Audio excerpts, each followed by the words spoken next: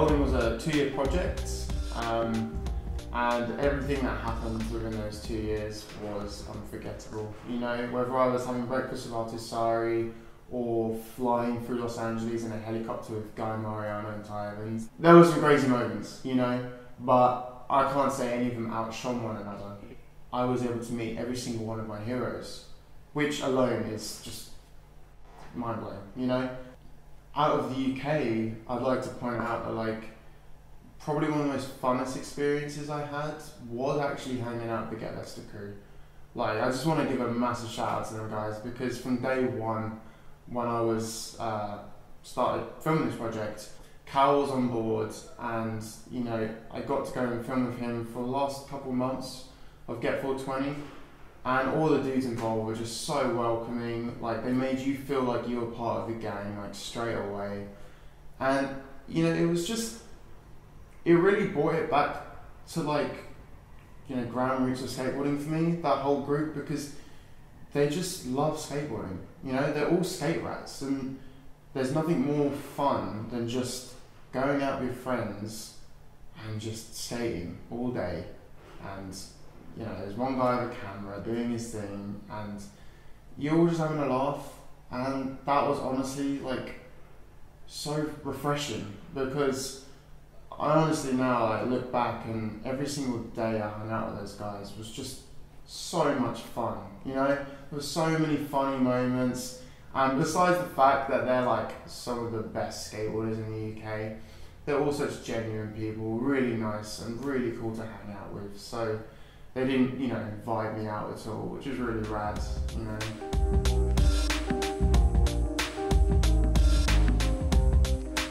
Making a full-length film is fucking hard. Like, dude, it's so hard. But luckily, I'm making a film about filmmakers. So any hard, like, moments I went through, I would just go back to an interview, watch it, and learn from their mistakes, and, like, you know, just listen to what they're saying about what they went through. Because, like, I made sure, like, to ask them all of these questions which involved, like, relationship problems or money problems, all this kind of stuff that you would normally go through. And if I ever felt, you know, down in the dumps and I was just unmotivated or whatever, or something in my life, like in my personal life that happened, I would just go back, watch an interview, and then just immediately think, you know what, fuck it, I can do it, because I got to sit down with this guy and he told me all about it. I just have to take that as advice and work from it, you know? This film really did bring me back home, like, every time something happened, because it's an educational video, you know? Like, I feel like I'm not going to be the only one to be able to take something away from this. So I'd like to think that kids, other filmmakers, can watch this, and, you know, if they go through some hardships or whatever like that, they can do the same as me, stick it on, watch it, and then just remind themselves that these guys, these legendary filmmakers in skateboarding, went through exactly the same thing for a longer period of time, and they still made it, you know?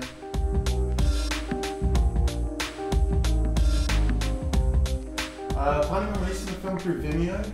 Yeah, like, I had the option, obviously, to do it through DVDs and all of that, but I feel like skateboarding now is completely moved online, you know. I mean, there's definitely still people out there making DVDs, and, you know, maybe I could do a special release of a DVD or something, not making any promises, but I think it would be easier for people to watch this online than a DVD. You know, if you can just have it on your phone, why not, you know?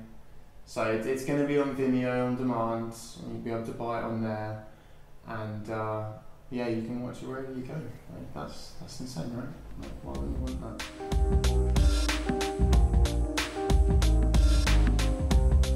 Right, well, a couple of months ago, I started my own production company called Creative Cinema. The company focuses on creating skateboard-related content, so once Rolling is out, that'll be our first full-length feature film. And for the remainder of the year, I'm going to be finishing off my friend Charlie Swazzini's part for the Death Skateboards video. called Into the Void, which is going to be fucking sick, so make sure you watch that. And then in 2018, I'm going to start 2 new projects. One is a documentary called Open All Hours, which focuses on skate shops in the UK and how they benefit our scene and the industry as a whole. And the second is a full-length skateboarding video for deaf skateboards, which will be my very first full-length skate video. And I'm terrified, but I reckon it's gonna be a really fun project to work on, because the idea behind it is quite unique, and I couldn't be more excited to start, a new project. Have a nice break before it, maybe go on holiday, but yeah, I can't wait to dive back into more projects, man. Like, as stressful as it is, and all the hardships you go through, it's so much fucking fun. So, yeah. Plus, I don't know what to relax, so I might as well just fucking go straight into another project, right?